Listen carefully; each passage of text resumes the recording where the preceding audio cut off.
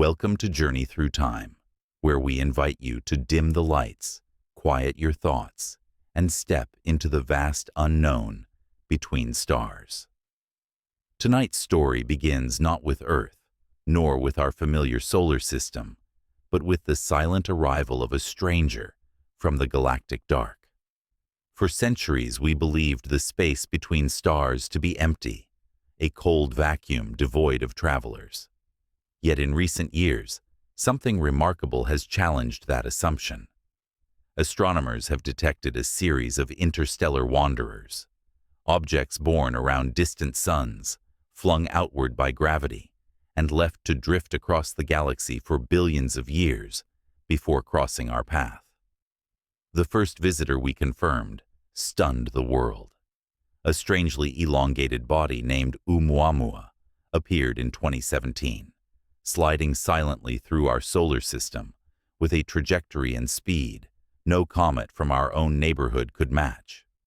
It seemed at first to be a statistical accident, an anomaly so rare we might never see another in our lifetimes. But then, in 2019, came Borisov, a clear comet blazing with chemical traces alien to our star, yet recognizably shaped like those from our own system. And now, a third visitor, Atlas, older, stranger, and faster still, with a carbon dioxide signature no one expected. 3 events in less than a single human lifetime, each more provocative than the last. This sudden sequence forces a question we can no longer ignore. What if these are not isolated curiosities, but the first hints of an ongoing flow? A tide of alien debris sweeping constantly through our solar system. What if what we are witnessing is not a rare exception, but the faint edge of a vast population, countless fragments of other worlds passing invisibly through the dark? Scientists reassure us with orbital mechanics, chemical spectra, and the certainty of natural processes. Yet at the edge of those reassurances lies a shadow, our own instinct to read meaning into patterns. For thousands of years, comets were seen as omens and messengers, heralds of war or famine. We learned to strip them of superstition, to see them as frozen remnants of planetary birth.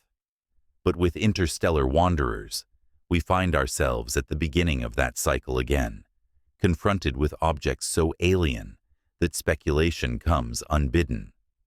The mathematics tells us we should expect them. Galactic models predict trillions of such bodies drifting between stars. Most are too faint for our telescopes to see.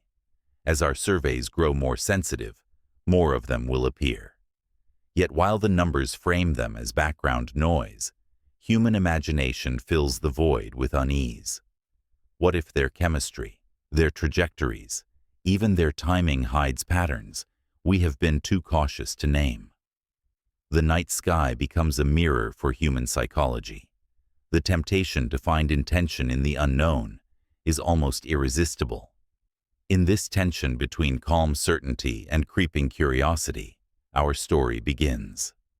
As we look deeper into this unfolding mystery, the second visitor, Borisov, stands as a bridge between the extraordinary and the familiar. Discovered in 2019 by an amateur astronomer, it displayed a long, bright tail and a cloud of gas and dust, much like our own comets. Yet even in its familiarity, it whispered of an origin beyond our sun. Its chemical ratios hinted at colder, more volatile rich conditions than we find in our own outer solar system, and its speed and path confirmed it had come from another star entirely. Borisov showed that Oumuamua was not an impossible accident, but part of a population. Proof that interstellar wanderers are not rare jewels, but drifting embers from distant fires. Atlas, the third visitor, brought with it a more unsettling profile. With carbon dioxide levels far higher than expected and unusually low water signatures, it defied our models and forced scientists to reconsider what planetary systems can produce. Its velocity exceeded even Borisov's, tracing a path back into regions of the galaxy we can only model in theory. Each detection sharpened the contrast, revealing that the diversity of these wanderers might be as great as the diversity of the stars themselves. Some are icy messengers, others dry fragments, still others chemical outliers challenging our assumptions. Together they form a portrait of a galaxy constantly exchanging material, a quiet commerce of rock and ice, molecules and memories, drifting silently from one stellar nursery to another. Yet for all the scientific value, the pace of arrivals tests our ability to stay calm. When objects once thought impossibly rare appear again and again, coincidence begins to feel like pattern. Even when statistics reassure us, imagination resists. The night sky fills with messengers, and each one asks a silent question. What larger story are we failing to see? To understand this larger story, we must step back and consider the scale of interstellar debris. Every planetary system begins in chaos. Disks of gas and dust swirl around young stars, colliding, coalescing, and fragmenting. Giant planets act as slingshots, flinging material outward. Binary stars tear at each other's orbits, scattering remnants into the dark. This process expels trillions of fragments into interstellar space, and they drift indefinitely, free from the gravity that birthed them. For billions of years, our solar system has been surrounded by this invisible tide. Until recently, our instruments were too crude to see it. Wide-field surveys, automated telescopes, and advanced algorithms have only now begun to reveal what has always been there. The discovery of 3 interstellar visitors in less than a decade is not a sudden cosmic change, but a sudden human awakening. The sky has not changed. Our perception has. Still, the realization is profound. The void between stars is not empty, but filled with travelers. Some carry within them the frozen fingerprints of long-vanished suns. Some may even hold the raw ingredients of life, scattered like seeds across the galaxy. In principle, these fragments could deliver organic molecules to distant worlds, sparking chemical reactions that lead to biology. In this way, the interstellar tide becomes not only a story of stone and ice, but of possibility, a galactic ecosystem exchanging materials across unimaginable distances. But alongside wonder, unease grows. Each new detection invites speculation beyond the data. If nature produces trillions of wanderers, then the odds of finding one with truly anomalous properties rise.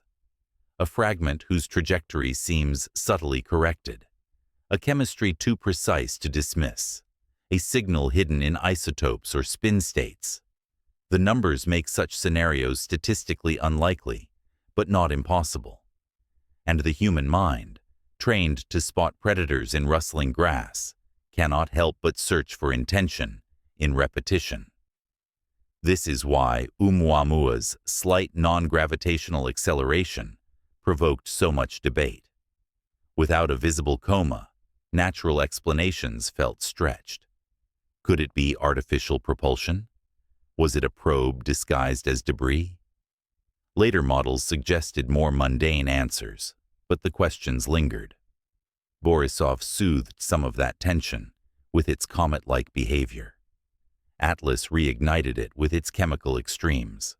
In each case, scientific caution met public imagination, and speculation flourished in the gaps where data ended. The reality is that no single instrument can capture the whole truth. Ground-based telescopes suffer atmospheric distortion, smearing faint light. Space telescopes have limited time and field of view. Spectra are drawn from thin signals stretched to their limits. Interpretation is always a balancing act between evidence and inference. And in that balancing act, shadows live. Places where anomaly can be mistake or revelation, where chemistry can be process or message. Chemistry, like speed, becomes a signature. Every faint line in a spectrum is more than a molecule. It is a hint of a birthplace, a record of conditions billions of years old. Borisov resembled our comets, but colder. Atlas inverted expectations with its carbon-rich profile. Oumuamua refused to reveal its chemistry at all, remaining a dark, silent shard slipping past before telescopes could catch it.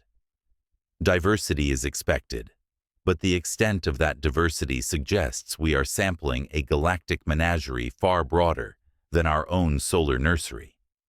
This chemical diversity may one day map the galaxy's history, showing where water-rich comets form, where carbon dominates, and where other exotic chemistries emerge. But in the meantime, every outlier tempts us with darker interpretations. If life can travel on icy fragments, could messages? Could probes hide among the trillions, indistinguishable from nature except to those who know the code? Such scenarios remain speculation, but speculation is inevitable when anomalies multiply faster than explanations.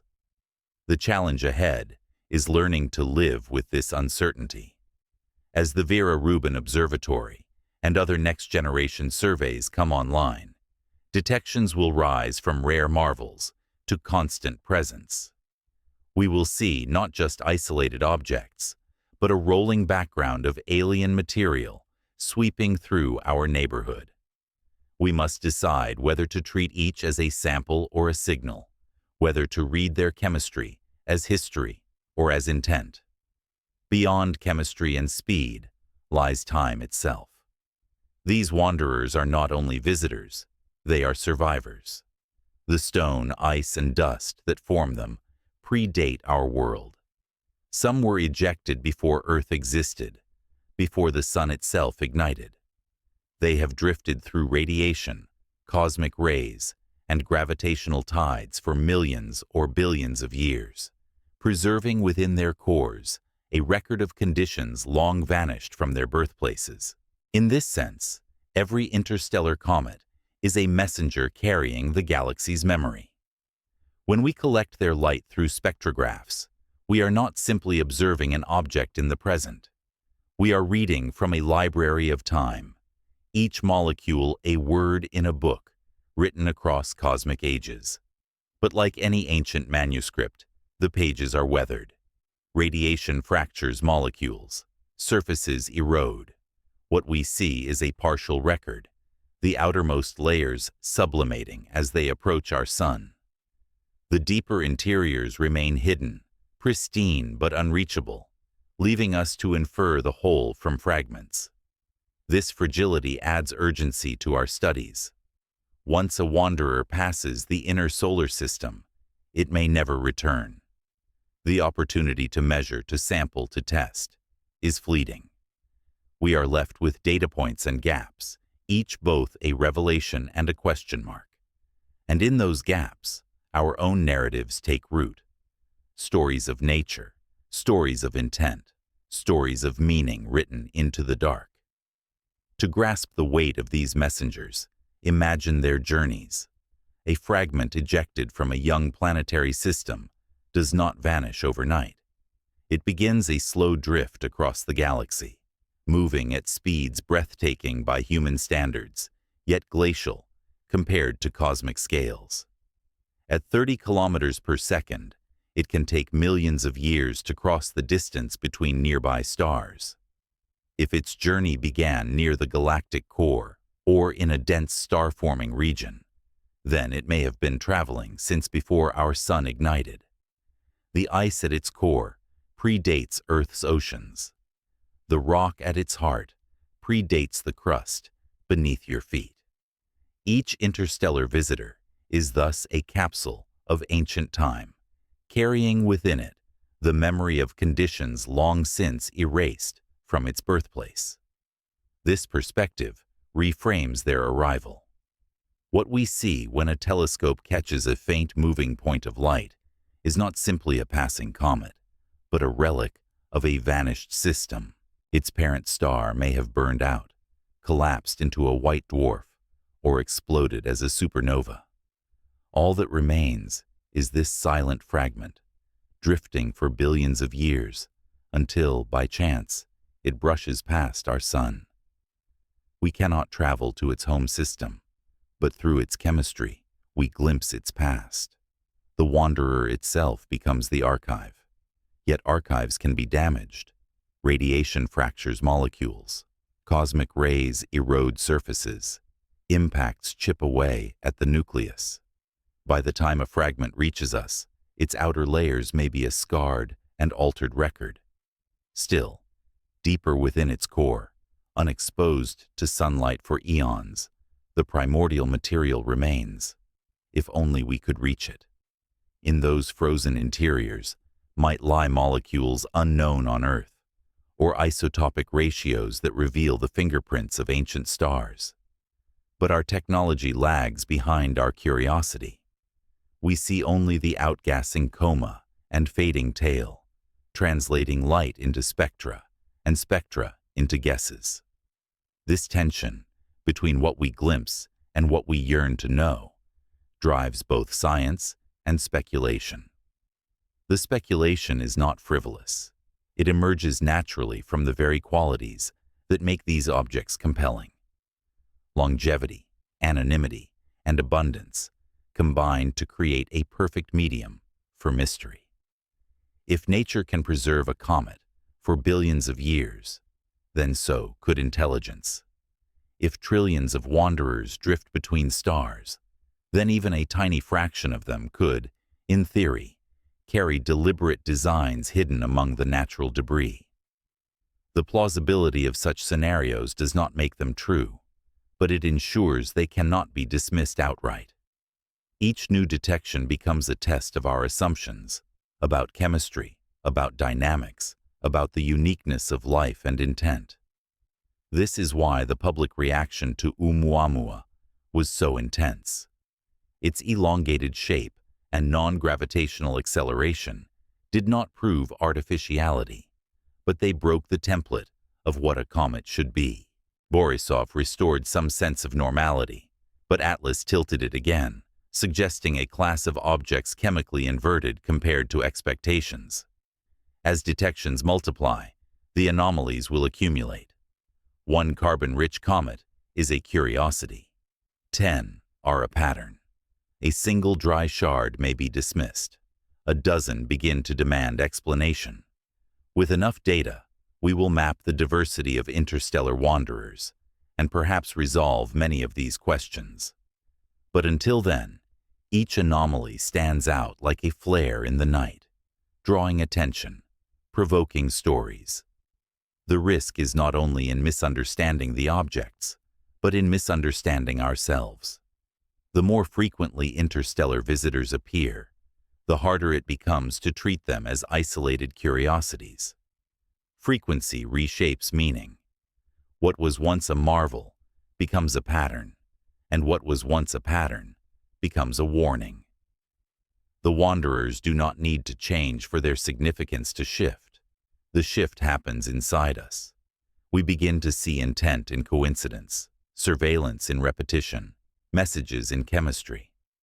This psychological pivot is as much a part of the story as the objects themselves. Already astronomers anticipate a new era of discovery. The Vera Rubin Observatory and other next-generation surveys will soon scan the sky night after night with unprecedented sensitivity. Predictions suggest several interstellar objects per year will be catalogued, each bringing its own peculiarities. Some will be icy and bright, shedding water vapor and organics. Others will be dark and dry, fragments of larger bodies stripped long ago. Some will carry exotic chemistries that defy our models. Others will streak past so fast and faint that only automated software will notice them. Together, they will transform our view of the solar system from a quiet backwater into a crossroads of galactic traffic. With this transformation comes a challenge of interpretation. Science thrives on large samples, but public imagination thrives on the exceptional. The more objects we discover, the more anomalies will appear, and the more stories will be spun around them. Each detection will be an opportunity to test theories of planetary formation, but also a temptation to infer signals of intent. The greatest test of our era may not be technological, but psychological. Can we learn to live with the unknown on a scale that dwarfs anything in our history? Can we accept that the galaxy's diversity will produce objects that surprise us without leaping to conspiracies? Or will we let each anomaly feed a narrative of hidden messages, surveillance, or even threat? In the end, the interstellar tide may teach us as much about ourselves as it does about the stars. Our need for certainty, our hunger for patterns, our unease with randomness.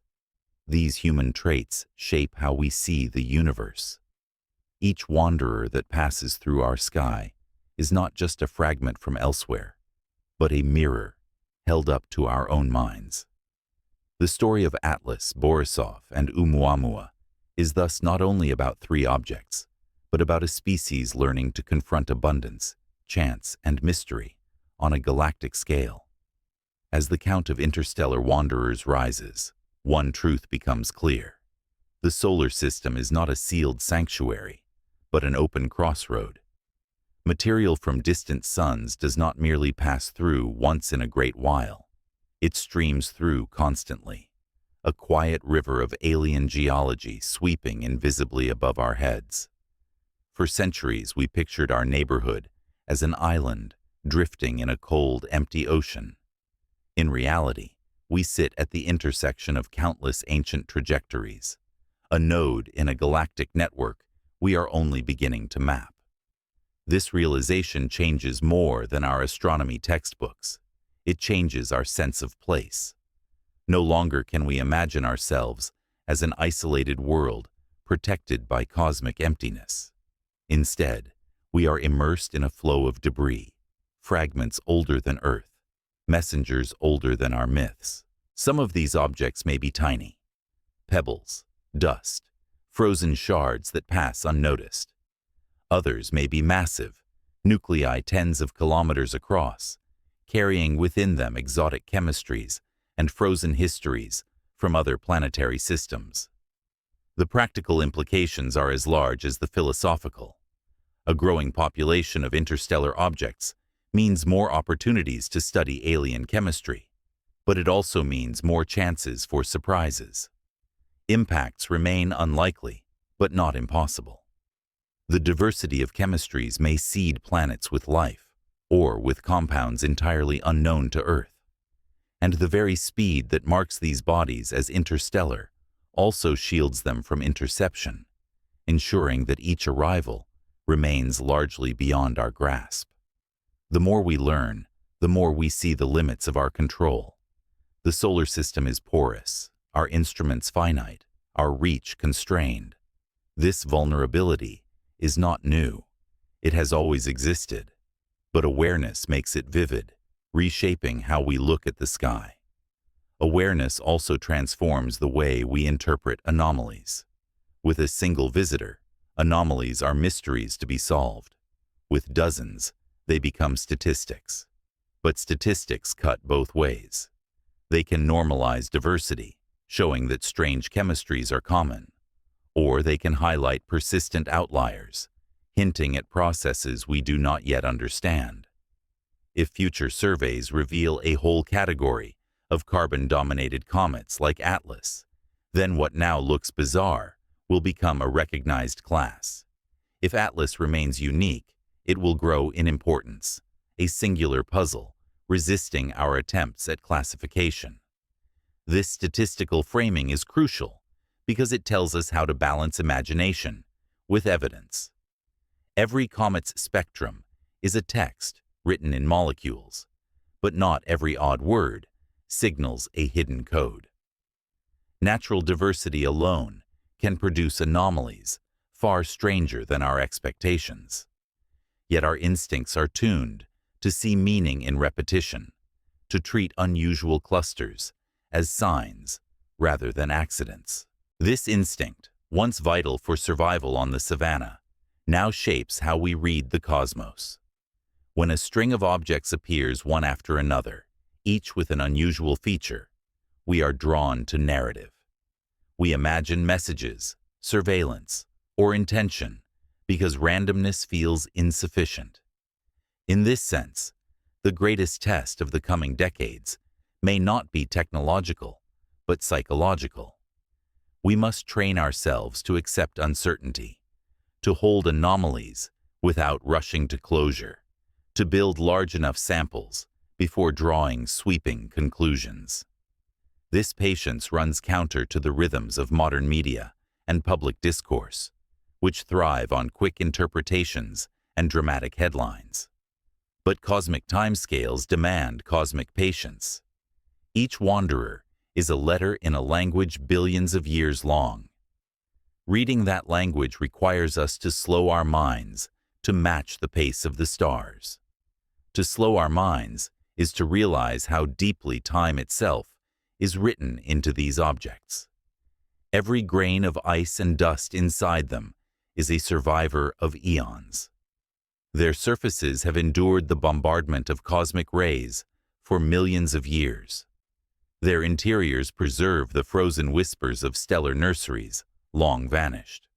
When we observe an interstellar visitor, we are touching a history older than our planet's continents, older than its oceans, older than its first spark of life. The timeline stretches back not centuries, but cosmic epochs. This temporal vastness gives these wanderers a second identity, not only as travelers, but as archives. Each is a drifting library of chemical and physical clues, waiting for any civilization advanced enough to read it. Perhaps we are only the latest of many observers to watch them pass. Perhaps others elsewhere have already sampled similar objects, deciphered their chemistries, drawn maps of galactic migration. In this way, every detection places us in a community of curiosity, a lineage of beings who, across time and space, have wondered about the same travelers. And yet, the archive is incomplete. We see the outer layers sublimating into tales, but the deep cores remain sealed. We catch them briefly, then lose them forever.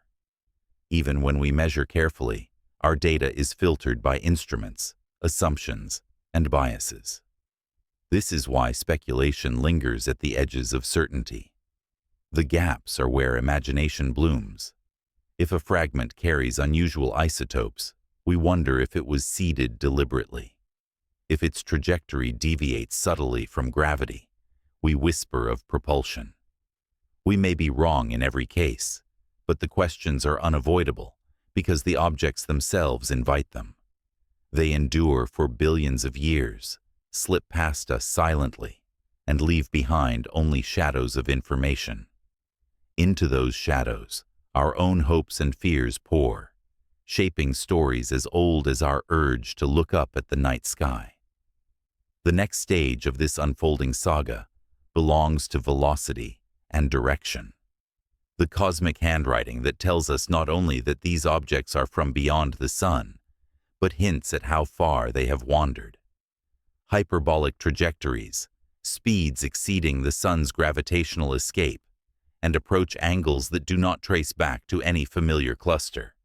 All these traits combine to prove their foreignness.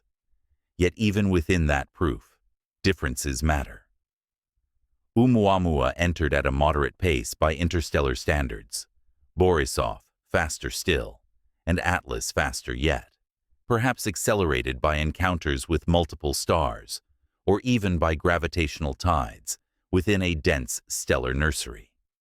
Each velocity is a fossil of ancient encounters, a record of planetary giants, stellar companions, and chaotic gravitational slingshots. When astronomers trace these paths backward, they find no single point of origin. Stars shift positions over millions of years, and the birthplace of each wanderer has drifted far from where the models point. This lack of origin is not a failure, but a feature. It shows how ancient these travelers are, how thoroughly mixed the galaxy's material has become. Each one could be a shard from a system long extinguished, or a star that no longer exists. In this sense, every new visitor confirms that our sky is not only an arena of present-day motion, but a tapestry woven from countless vanished pasts. The speed also explains why our encounters are so fleeting. By the time a survey spots an incoming object, it is already on its way out. Weeks or months of observation may be all we get. Spacecraft cannot be launched quickly enough to intercept. Our technology lags behind our curiosity. If we wish to sample one directly, we would need pre-positioned probes or propulsion systems far beyond current capability. Until then, speed will remain both the signature that marks them as interstellar and the shield that keeps them beyond our reach. Beyond speed lies chemistry, the other half of the cosmic fingerprint. For comets native to our solar system, the recipe is familiar: water ice, carbon dioxide, carbon monoxide, ammonia, methane, and dust. Variations exist, but within predictable ranges. Borisov resembled this template, albeit colder and richer in volatiles. Atlas inverted it, carbon dioxide dominating, water strangely low. Oumuamua offered no clear data at all, its lack of visible outgassing remaining one of its defining mysteries. This diversity is both thrilling and unsettling. It shows that planetary systems across the galaxy produce a wider range of frozen leftovers than we imagined. Some are water-rich, some carbon-dominated, some dry fragments of larger bodies. With trillions of wanderers, the range of possibilities is effectively limitless. And yet, within this limitless diversity, patterns may emerge. Patterns that map the galaxy's chemical geography, revealing which stars formed, with what ratios, which environments produced which compounds. In time, interstellar visitors could become a natural sampling mission, giving us a panoramic survey of exoplanetary chemistry without leaving home. But anomalies remain potent seeds of speculation. If life's building blocks can travel this way, then in principle so could messages, probes, or engineered artifacts. A comet carrying molecules too specific to dismiss might look like a signal. A fragment with isotopic ratios unattainable by natural processes could appear engineered. Such possibilities are statistically tiny, but the sheer number of wanderers makes even tiny odds inevitable somewhere. Whether or not we ever find such an object, the possibility ensures we will always look. In this way, the wanderers teach us humility. Our models are broad, but the universe is broader. Our expectations narrow, but the galaxy's diversity vast. Perhaps the deepest implication of the interstellar tide is what it tells us about time and memory. Each object is a messenger, carrying not only molecules, but history, a fragment of a star system's autobiography, written in ice and dust. Some of these stars no longer shine. Some of the planets that flung these objects outward may have long since been destroyed or transformed. Yet the wanderers persist, silent survivors of cosmic epochs. They drift like embers across the galaxy, outlasting their origins, bearing witness to events no other record preserves. Seen this way, every detection is more than a scientific event. It is an encounter with deep time, a moment when the present brushes against a past older than Earth itself. When astronomers split the light of a distant visitor into a spectrum, they are reading from a book billions of years old, a page torn from a library scattered among the stars. The chemical ratios, the trajectory, the rotation, the color. All of these are words in a language of formation, migration, and survival. We cannot yet translate it fully, but each new detection adds to our vocabulary, And because each detection is fleeting, our interpretations are always provisional. The object fades, the data freeze, the debate continues, shadows remain. Into those shadows, our own fears and hopes seep, shaping narratives of design, surveillance, or cosmic connection. Perhaps none of those narratives are true. Perhaps all of them miss the point. Yet they are inevitable, because the objects themselves invite them. They are old, numerous, and enigmatic, perfect canvases for human imagination. As more arrive, the tension between scientific certainty and public speculation will only grow. In the decades ahead, the flood of interstellar visitors will transform astronomy from a discipline of isolated anomalies into one of statistical landscapes. Where once we had a single, mysterious Oumuamua, soon we will have dozens of catalogued wanderers every year. The Vera Rubin Observatory and its successors will scan the skies relentlessly, turning faint points of light into trajectories, spectra, and orbital elements. Each new entry will be another dot in a galactic map, tracing the paths of debris ejected from countless alien suns. This shift from rarity to routine will reframe our questions. With a single visitor, we asked, "What is it?" With dozens, we will ask, "What kinds are there?" With hundreds, we will ask, "What patterns emerge?"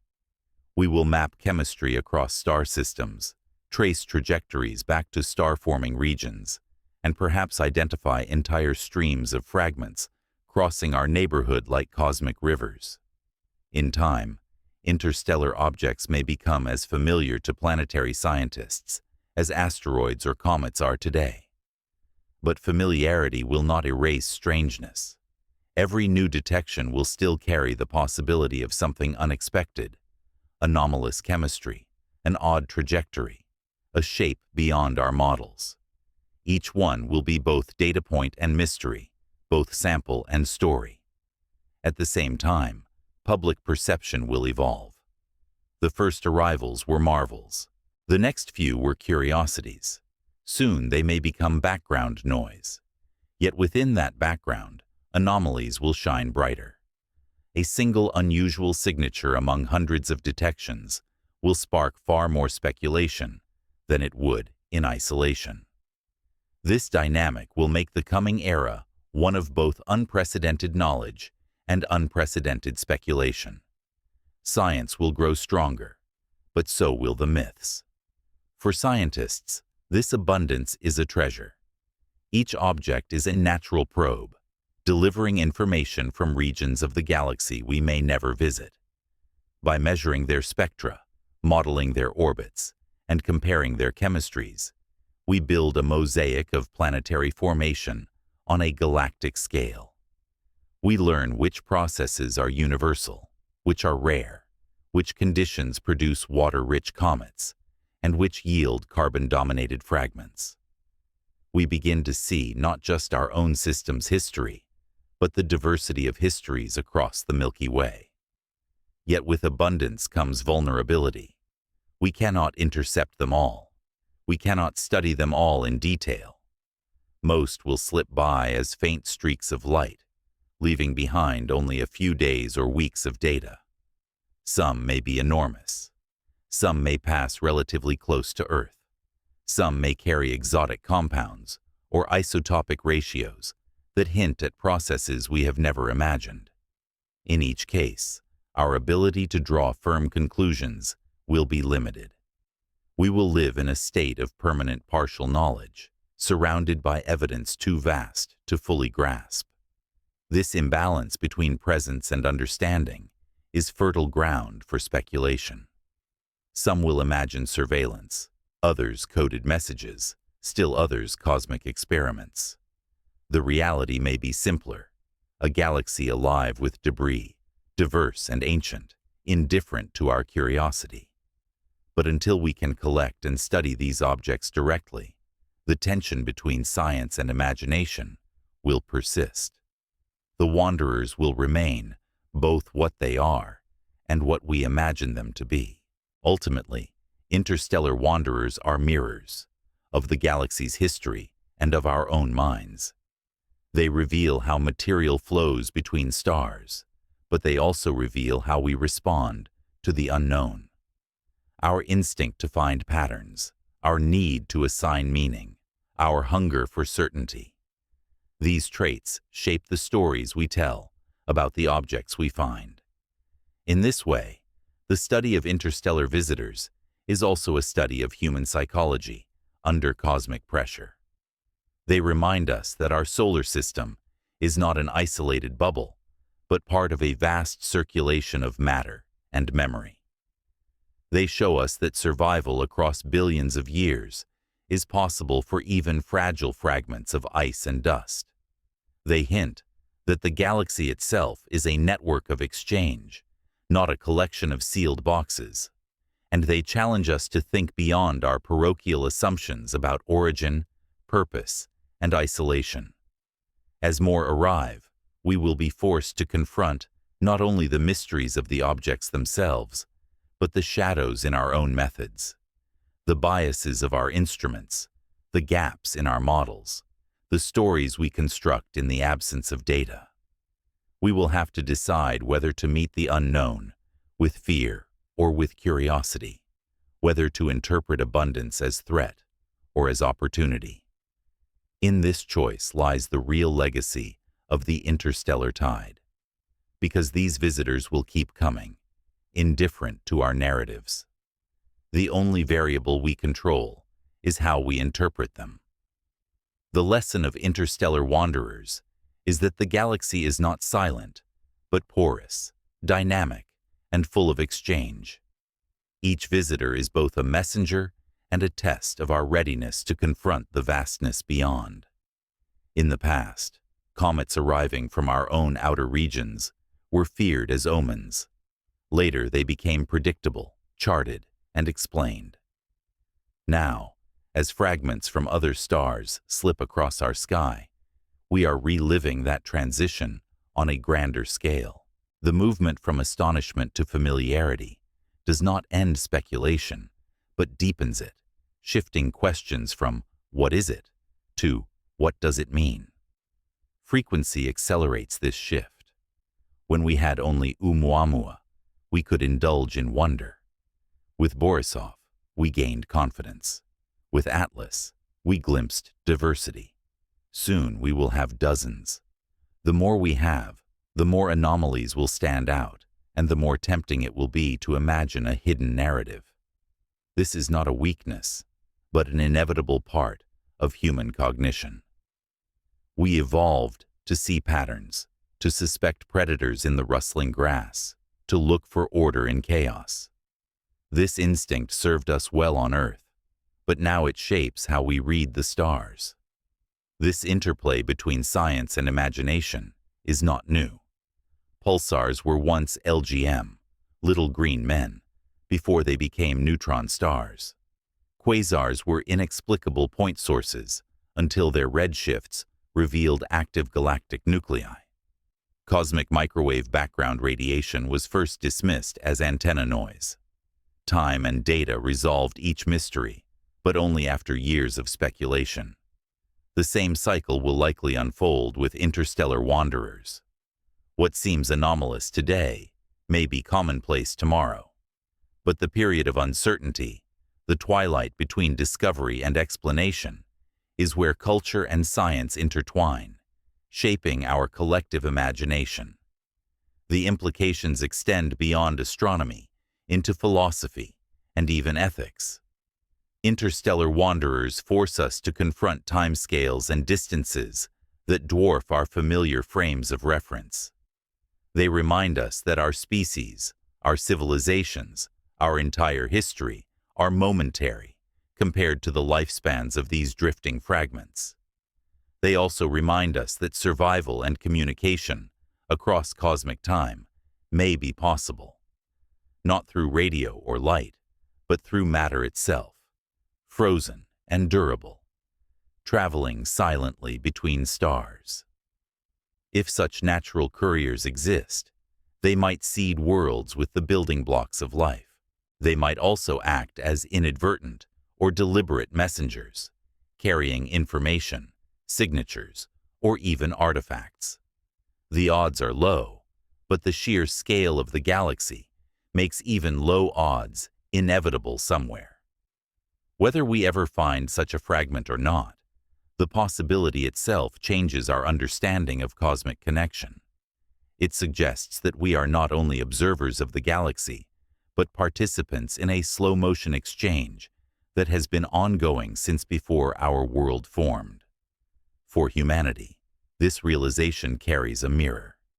We too are beginning to send material beyond our solar system.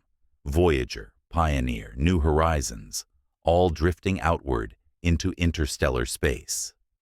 One day, long after our sun has died, those probes may pass through another system as faint points of light, studied by alien astronomers wondering if they are natural or intentional. In this sense, we are part of the same story we are now learning to read.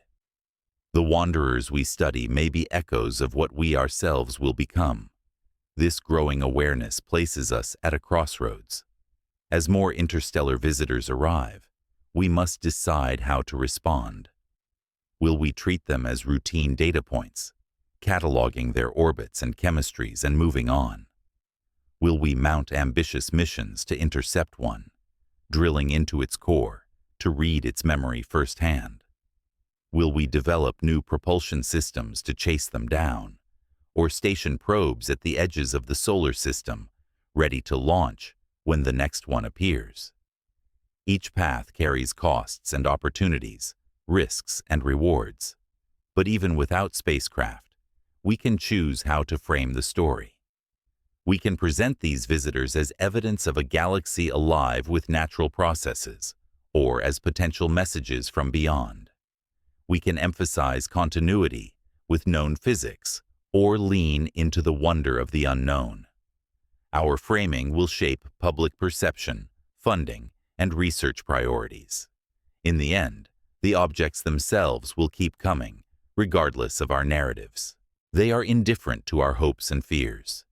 Yet our choice of narrative will determine whether the interstellar tide becomes a source of inspiration or of anxiety, of patient science or of sensationalism. Perhaps that is the real significance of Atlas, Borisov, and Oumuamua. Not only that they passed through our system, but that they forced us to confront our place in the galaxy as never before. They are fragments of worlds we will never see, carrying the chemistry of suns long vanished, moving on timescales beyond human comprehension. And yet, for a brief moment, they belong to our sky, reflecting our telescopes, sparking our debates, igniting our imagination. As the age of frequent interstellar detections dawns, astronomy itself begins to change character. What was once a science of isolated marvels becomes a science of flows and migrations. Telescopes shift from chasing rare events to monitoring continuous movement. Catalogs grow, not in hundreds, but in thousands of entries. Models evolve from static portraits to dynamic maps of galactic exchange. We stop asking whether interstellar visitors exist and begin asking how the galaxy breathes, where the currents run, how the fragments drift, and what hidden stories they carry in their frozen interiors. This shift has consequences for every branch of planetary science. Origin theories must account not only for the formation of worlds, but for the mass export of debris. Chemical models must handle compositions far beyond our local template. Impact modeling must consider not only long-period comets, but high-speed interstellar ones arriving on unpredictable vectors. Even our understanding of panspermia, life's possible spread through space, must be revisited in light of a galactic conveyor belt far more active than we imagined. At the same time, interstellar visitors act as a cultural event.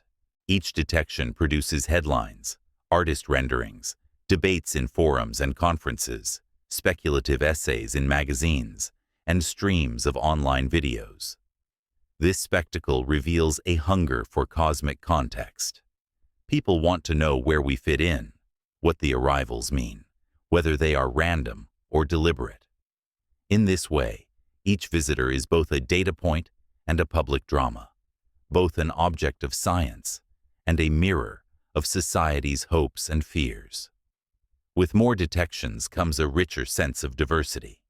Already we see hints of classes forming: water-rich comets resembling Borisov, carbon-dominated comets like Atlas, and dry, enigmatic shards like Oumuamua.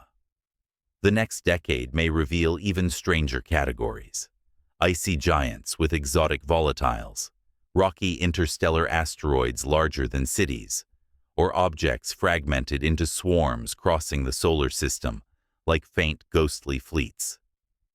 Each new type broadens our understanding of planetary systems beyond our own, giving us a laboratory for galactic chemistry and dynamics on an unprecedented scale. But diversity also means anomaly, and anomaly feeds imagination. A single object whose trajectory deviates slightly from gravity might be explained as outgassing. A dozen with the same deviation would demand new physics or new assumptions. A comet carrying an unusual isotopic ratio might be chalked up to exotic formation conditions. 10 with the same ratio would suggest a new class of stellar nursery, or something far stranger. This is how science progresses, but also how speculation thrives. Patterns emerge from repetition, but the meaning of those patterns remains open until enough evidence accumulates to close it.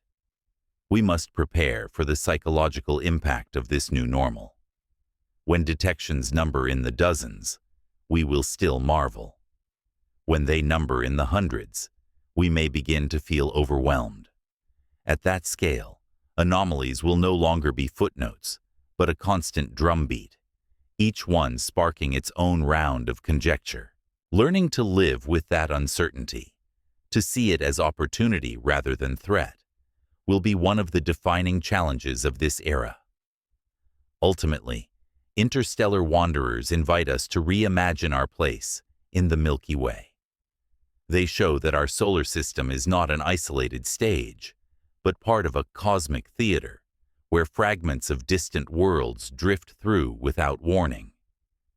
They demonstrate that survival across billions of years is possible, that memory can be preserved in ice and stone, that a star's death does not erase its story if pieces of its planets remain to carry it onward. They also hint that the same processes shaping our skies now have been shaping them since before Earth formed, that we live inside a continuum, not an exception. This realization can be sobering or liberating. Sobering because it underscores our vulnerability and our smallness. Liberating because it connects us to a galaxy of unimaginable scale, diversity, and history. Each interstellar visitor is a bridge across time and space, bringing with it a whisper of another sun, another planet, another history. By studying them, we not only learn about the galaxy, but about ourselves, our capacity for patience, for wonder, for speculation, for fear.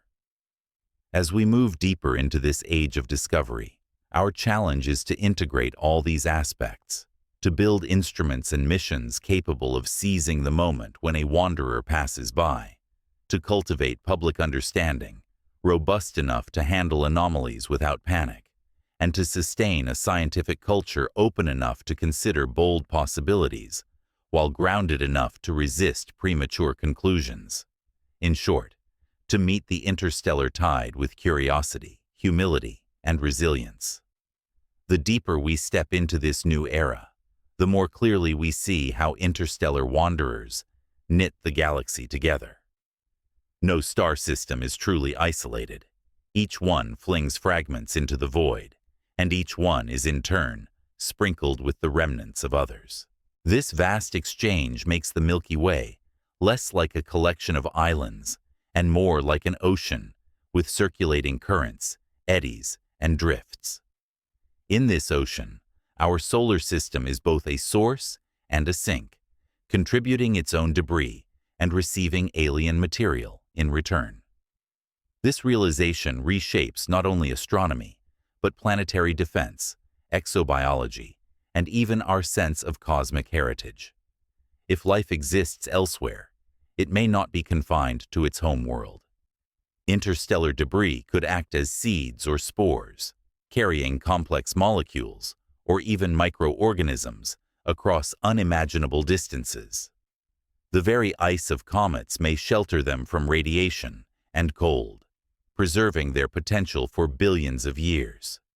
While such scenarios remain speculative, the wanderers make them plausible enough to consider seriously.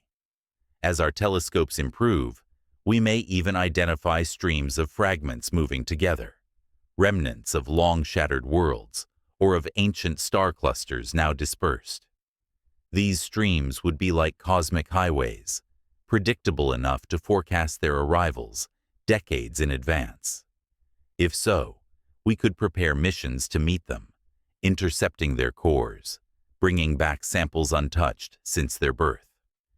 Each mission would not only test our technology, but expand our sense of connection to the galaxy, turning interstellar visitors from fleeting anomalies into planned encounters. This growing vision also raises questions about ownership and stewardship. If a fragment from another star system passes through our neighborhood, to whom does it belong? Is it a public resource, a scientific treasure, or simply a natural phenomenon to be observed? International agreements already govern asteroids and near-Earth objects, but interstellar debris poses new challenges. A single high-value sample could contain clues to planetary formation conditions impossible to recreate on Earth, or even unique isotopic signatures with profound scientific implications.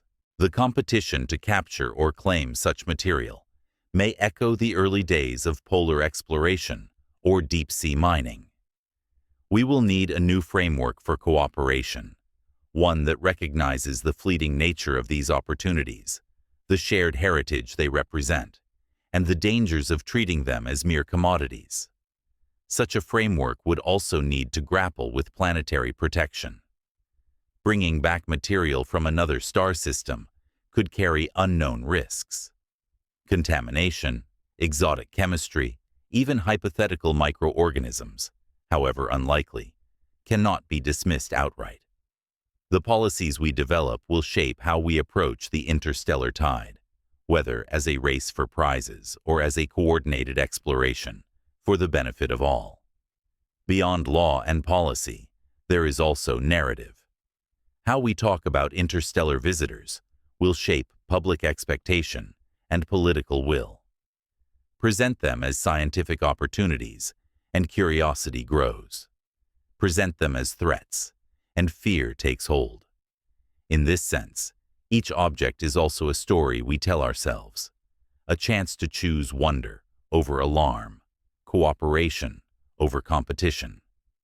As these questions proliferate, so do the technological dreams they inspire. High-velocity interceptors, autonomous probes waiting at the edges of the solar system, rapid response launch systems capable of matching the speed of incoming wanderers. All these ideas are being sketched in laboratories and think tanks. Some envision gravitational tractors or magnetic sails, others laser-boosted sails able to chase interstellar targets. The challenge is immense, but not impossible. A single successful interception of an interstellar object would be one of the most profound scientific achievements in history. Touching material from another star system, drilling into its core, reading its memory directly. Until then, our telescopes and spectrographs remain our primary tools. But even these can evolve. Next-generation infrared and ultraviolet instruments orbiting outside Earth's atmosphere will reveal fainter objects at greater distances, giving us more time to prepare. Artificial intelligence can comb through massive datasets, spotting interstellar trajectories missed by human eyes. Citizen scientists can join the hunt, as they did with Borisov, turning astronomy into a participatory global enterprise. In this way, the interstellar tide can democratize discovery, connecting professionals and amateurs, scientists and storytellers, in a shared quest to understand our place in the galaxy. And as technology expands, so too does imagination. Each advance invites new kinds of speculation about hidden civilizations, about galactic networks of exchange, about cosmic archaeology on scales we have barely begun to conceive. The wanderers thus become not only objects of study, but catalysts for creativity, inspiring visions of interstellar futures, even as they bring the ancient past into our skies. In the long arc of history, interstellar visitors may come to be seen as the first hints of a broader cosmic ecology. Not ecology in the narrow sense of life, but in the sense of exchange, circulation, and interconnection. Just as winds distribute seeds across continents and ocean currents carry nutrients across basins, the galaxy's gravitational tides and stellar encounters fling debris from one system to another. In this sense, every star system is both a cradle and a contributor, producing fragments that travel outward, merging into the galactic medium, and seeding other systems with raw material. This picture invites a new perspective on our own solar system. We are not a sealed ecosystem, but part of a continuum. Comets, asteroids, and interstellar fragments are the links between worlds, the evidence that formation and destruction, birth and death, are not isolated events, but parts of a galactic cycle. Some fragments may be older than the galaxy's spiral arms as we know them, survivors of early epochs when star formation was more intense. Others may be newly minted from fresh collisions in young systems still shrouded in dust. Each one carries a different story, a different timestamp, a different chemical accent. The implications reach into origins of life research. If the building blocks of biology can survive ejection from one system, transit across interstellar space, and capture by another, then life's ingredients may be far more widespread than we imagined. Interstellar wanderers thus become potential couriers of cosmic chemistry, their frozen interiors like time capsules, carrying organic molecules, amino acids, or more exotic compounds forged in alien conditions. Even if life itself is rare, the ingredients may be common, sprinkled across the galaxy like invisible pollen, waiting for the right conditions to bloom. At the same time, the interstellar tide underscores how limited our current tools are. We are still essentially bystanders, watching visitors rush past and vanish into the dark. Our telescopes can measure spectra, our computers can model orbits, our artists can paint impressions, but we cannot yet reach out and touch these objects directly. This distance is a constraint, but also a gift.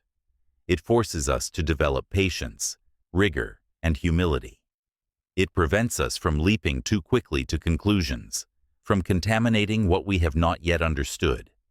Yet we are not helpless. Each improvement in survey coverage, each new generation of detectors, each advance in data analysis pushes the detection boundary farther outward. With enough lead time, an incoming interstellar object might be identified years before it enters the inner solar system. That window would make an intercept mission feasible. Even a simple flyby could reveal the internal structure, isotopic ratios, and hidden chemistry of a fragment older than Earth. Such a mission would be a scientific Rosetta Stone, translating the silent language of galactic debris into knowledge we can hold in our hands. Beyond science, the interstellar tide serves as a metaphor. It reminds us that change and exchange are the galaxy's default state, that isolation is an illusion, that permanence is rare. It challenges us to think on scales far beyond our everyday lives, scales where stars drift like motes of dust, and 1 billion years is only an eye blink.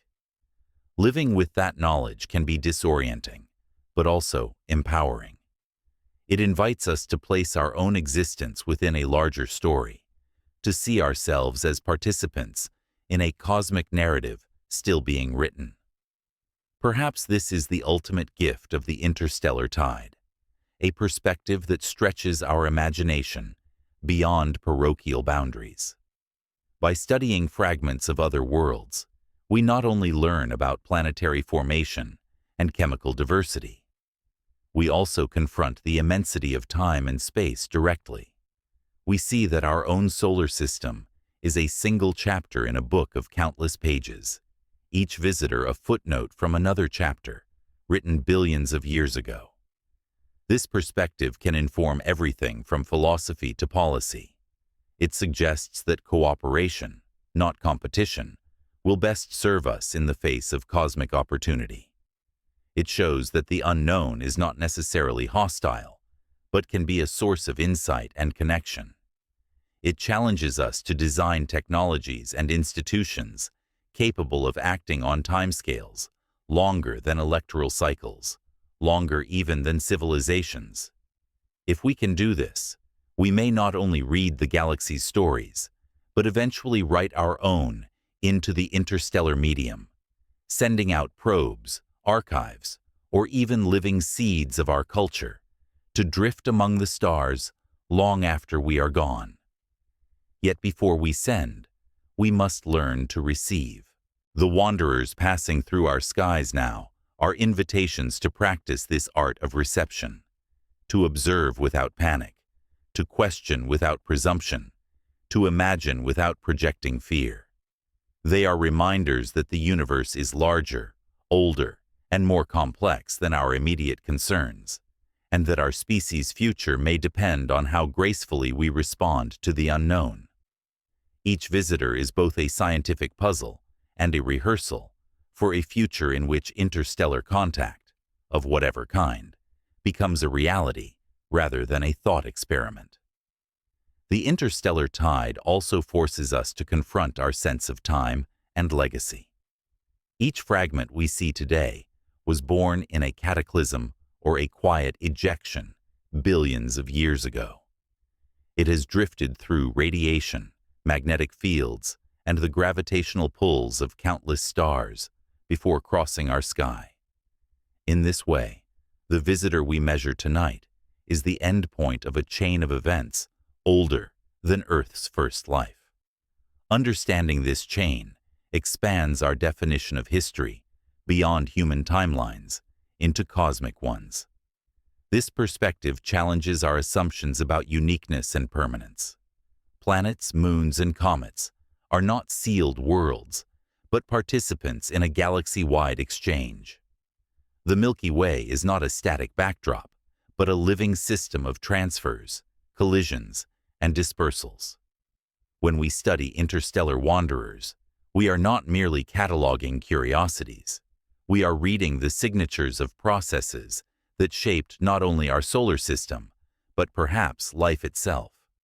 If organic molecules, or even prebiotic structures, can survive the journey between stars, then our origin story becomes part of a far larger narrative, one in which the galaxy itself acts as a cradle, a crucible, and a courier.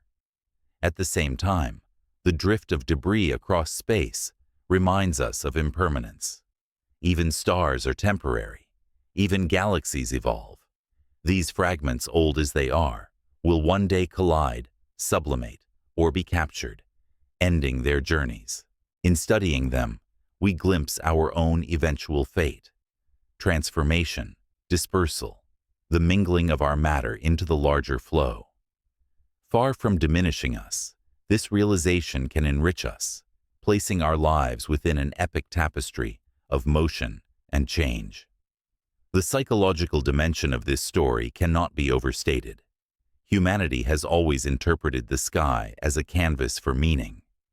Ancient cultures saw omens in comets, gods in planets, destiny in the stars. Today we wield telescopes instead of myths, but our pattern-seeking minds remain the same. As interstellar wanderers multiply, we will inevitably weave them into our stories, some rational, some fanciful, some hopeful, some fearful. This is not a weakness, but a sign of how deeply we long to belong to a larger narrative. Yet the challenge is to balance this longing with discipline. Science demands that we distinguish between pattern and coincidence, between data and desire. We must learn to hold anomalies without immediately projecting intention upon them.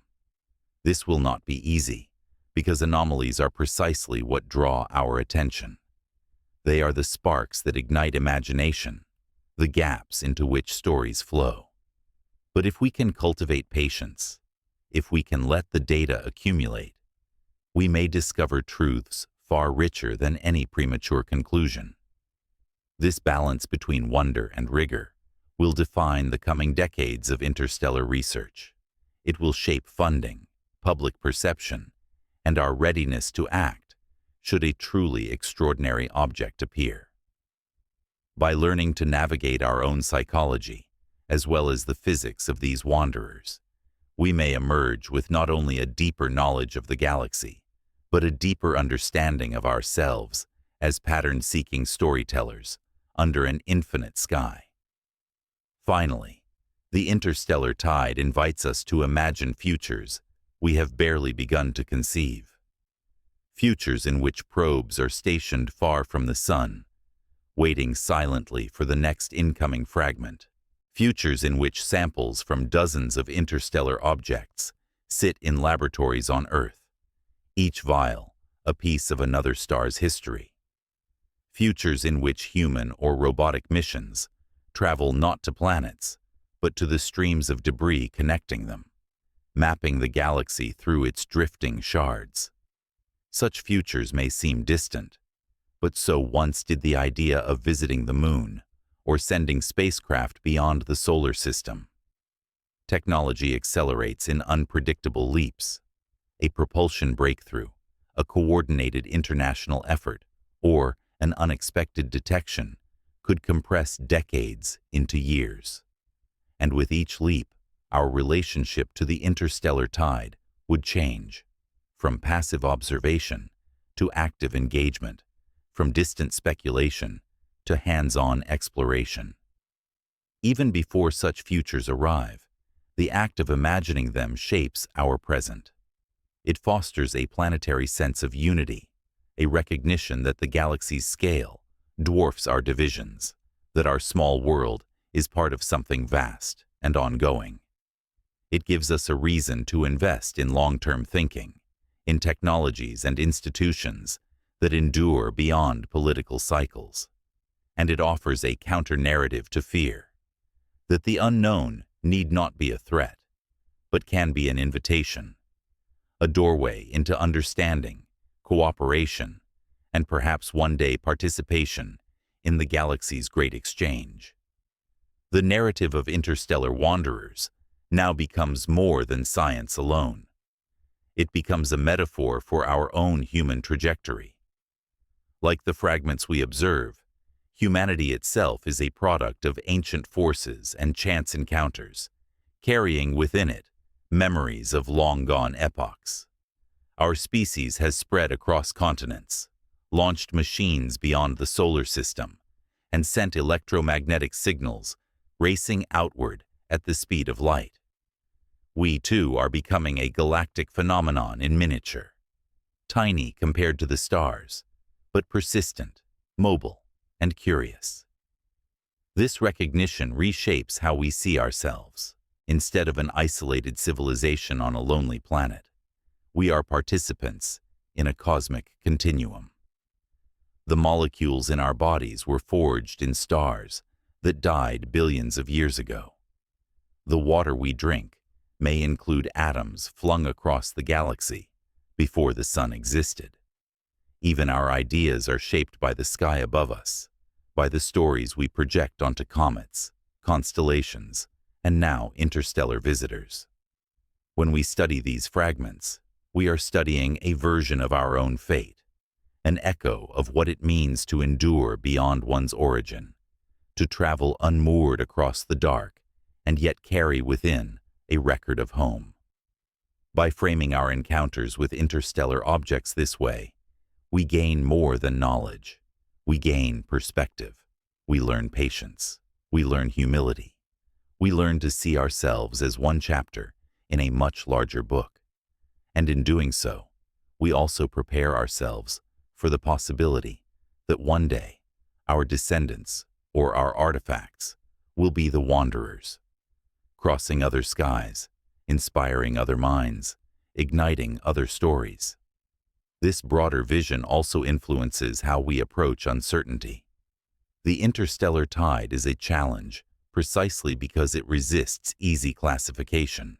It is not one anomaly, but a cascade of anomalies, not one visitor, but a flowing population. Traditional science thrives on repetition and control, but here, the sample sizes are small, the opportunities fleeting, the diversity overwhelming. Each object is unique, and by the time we gather enough data to build a theory, the object is gone. Such conditions push us toward new methods.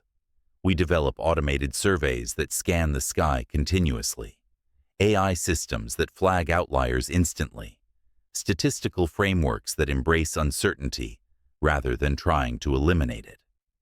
We shift from case studies to population studies, from single objects to ensembles. This methodological evolution parallels the psychological one. As we learn to accept uncertainty on a cosmic scale, we also learn to hold it within ourselves, to resist the urge for premature closure, to stay curious in the face of the unknown. And this stance, curious, patient, collaborative, becomes a model for how to approach not only the galaxy, but life on Earth. The interstellar tide becomes a teacher, reminding us that complexity and uncertainty are natural, that diversity is the rule, that our impulse to categorize and control is only one way of engaging reality. Another way is to witness, to learn, to adapt, and to imagine. Finally, the story of interstellar wanderers hints at a future in which the boundaries between science, art, and philosophy blur. Already artists are inspired by Oumuamua's shape, by Borisov's long tail, by Atlas's strange chemistry. Writers weave them into stories of contact, mystery, and revelation. Filmmakers imagine missions to chase them. Engineers sketch propulsion systems to reach them. Ethicists debate the implications of bringing back alien material. Each new detection generates a new wave of creative energy, a testament to how deeply these objects touch our collective imagination. In time, this cross-pollination could create a new kind of cultural practice, a galactic humanities grounded in real data, but alive with speculation, blending astrophysics with anthropology, planetary science with storytelling. We might see exhibitions where actual spectra are displayed as visual art, or public rituals timed to the arrival of a new interstellar comet, or global events uniting millions to watch a faint streak of light pass across the sky. In this sense, the interstellar tide is not only a scientific revolution, but a cultural one, inviting humanity to see itself as part of a cosmic community of motion and exchange. By embracing this vision, we prepare ourselves for futures beyond our present imagination, futures in which humans, or their descendants, drift among the stars as easily as these fragments do now. Futures in which the stories we are telling today about interstellar visitors become the myths and histories of tomorrow, anchors of identity for beings who will look back at Earth as their ancient cradle. The wanderers we study now may be the prototypes of the journeys we ourselves will undertake. The interstellar tide also challenges our sense of borders. On Earth, we draw lines around nations, cultures, and ideas, In space, we imagine orbits and spheres of influence, but the debris from other stars ignores all such boundaries. It drifts freely, crossing planetary systems and galactic arms, unimpeded by ownership or intent. This indifference is itself a lesson. The galaxy operates on principles far larger than our parochial divisions. We are all downstream of the same ancient processes, bound together by physics and time, rather than by laws or borders. Recognizing this can be profoundly humbling. When we observe an interstellar visitor, we are not just seeing an alien fragment. We are seeing a reminder that our world is permeable, that nothing stands still, that exchange is the default state of the cosmos. This exchange is older than our species, older than our planet, older even than our sun. It is the context within which everything we know has unfolded. To study it is to study the invisible threads that link us to the rest of the galaxy. And in studying these threads, we begin to sense our own potential role. Just as fragments from other worlds reach us, so too might fragments of our world someday reach others. In this way, the interstellar tide foreshadows our future, showing us both what we are and what we may become. Participants in a galactic cycle of giving and receiving, of dispersal and discovery, of continuity across unimaginable spans of space and time. This long view also reframes the way we think about danger. We often imagine threats from space, asteroids, comets, radiation bursts, as sudden and external. Yet the interstellar tide is not an invasion, but an ongoing background, a slow rain of fragments moving according to natural laws. It is a reminder that not every arrival is a herald of disaster. Most are harmless, invisible even, their paths grazing the sun at distances too vast to matter.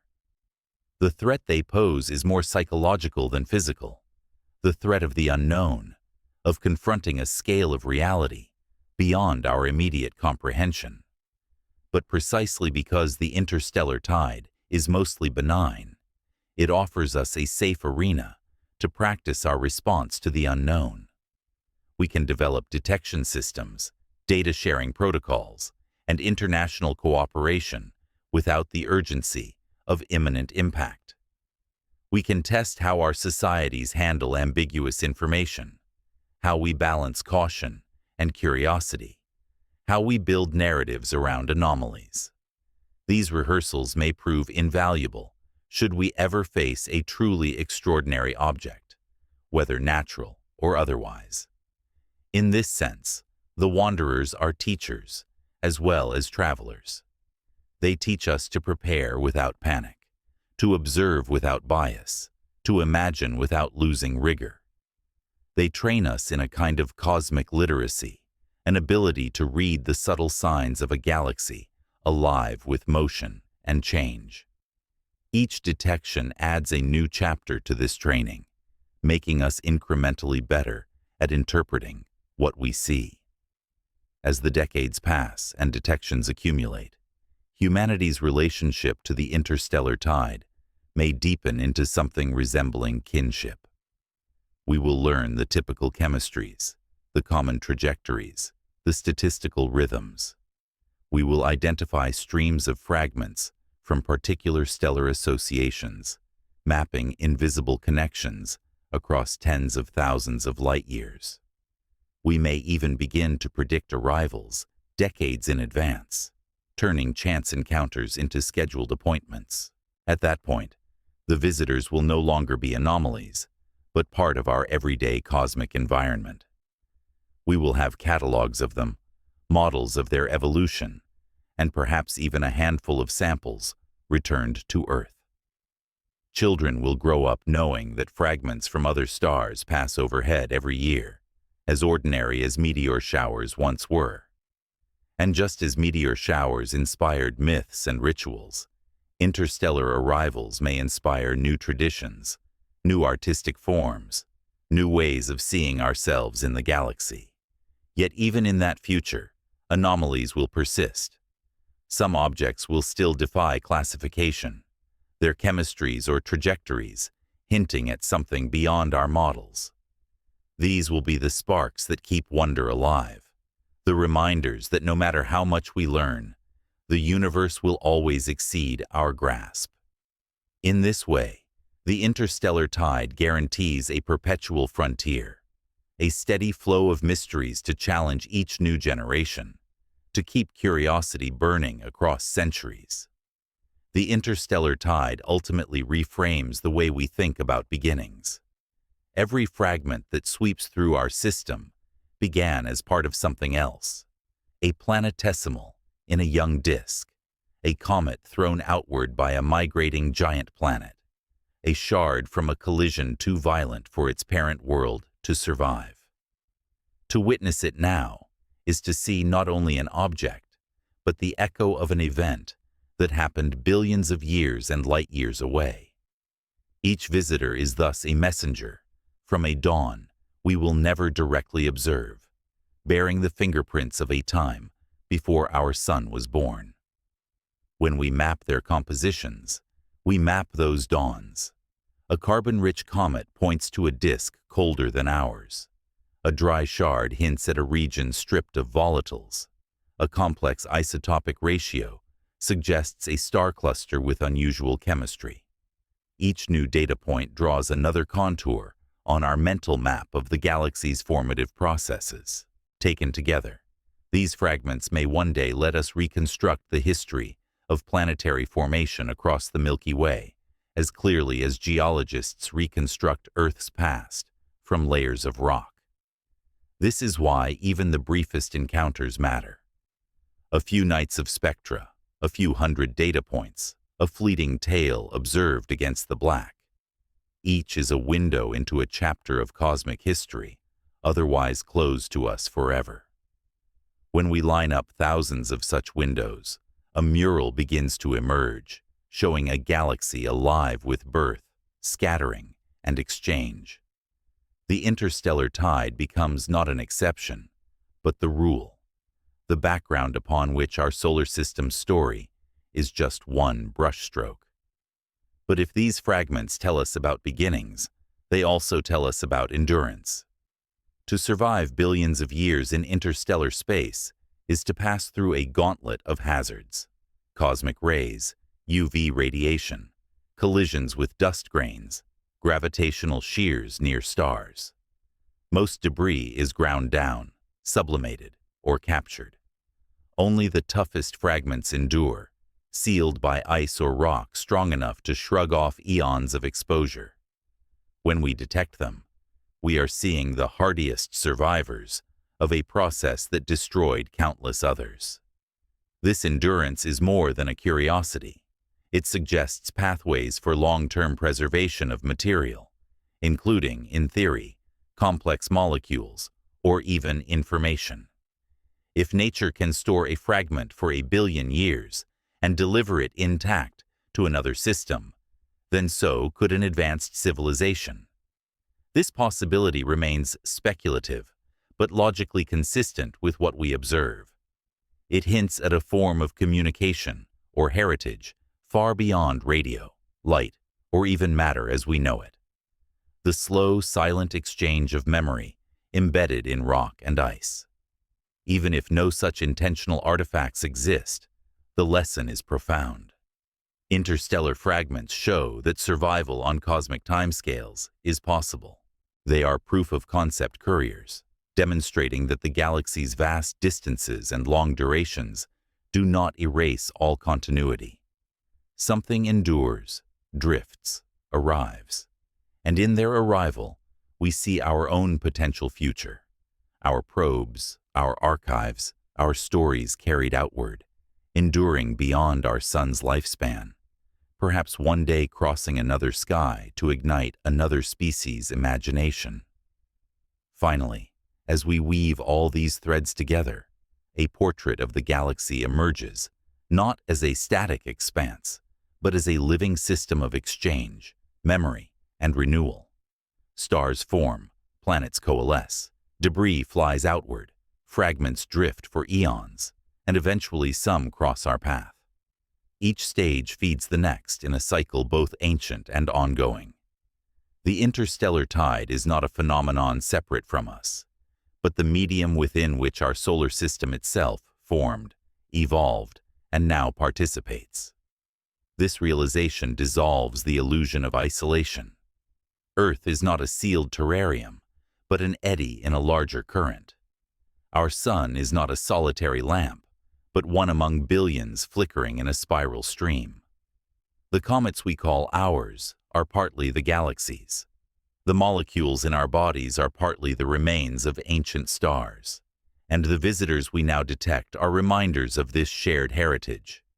They belong to no one because they belong to all. By embracing this perspective, we gain more than data. We gain context. We understand that our place in the cosmos is not at the center, but within the flow.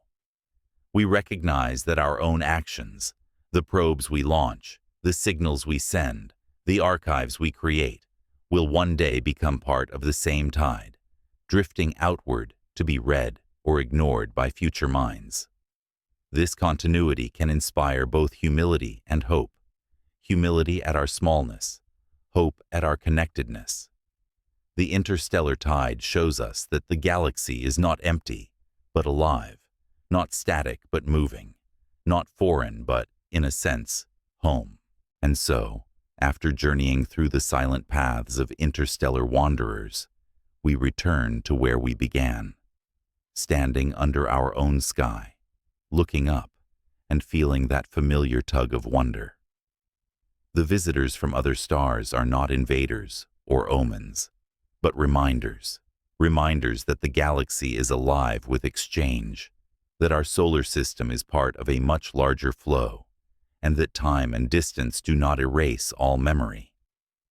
Each fragment that sweeps past us carries the chemistry of a vanished sun, the signature of a forgotten planet, the endurance of billions of years. By studying them, we do more than gather data. We take part in a cosmic dialogue older and broader than anything our species has ever known. This realization changes us. It teaches us to hold mystery without fear, to let curiosity replace superstition, to see ourselves not as isolated, but as immersed in a vast and ongoing process. It suggests that the future of humanity, too, may be written into the interstellar medium. In probes we launch, in messages we send, in artifacts we leave drifting for minds, yet unborn to discover. It offers a vision of connection rather than isolation, of patience rather than haste, of humility rather than hubris. And at last, it brings us back to the essence of our journey, that by looking outward, we learn to look inward, that by tracing the paths of fragments from other stars, we rediscover our own. Thank you for traveling with us across the great dark, following the silent arcs of alien messengers, imagining futures beyond our horizon. This has been Journey Through Time. Until our next story, when we will again dim the lights, quiet our minds, and step together into the vast unknown.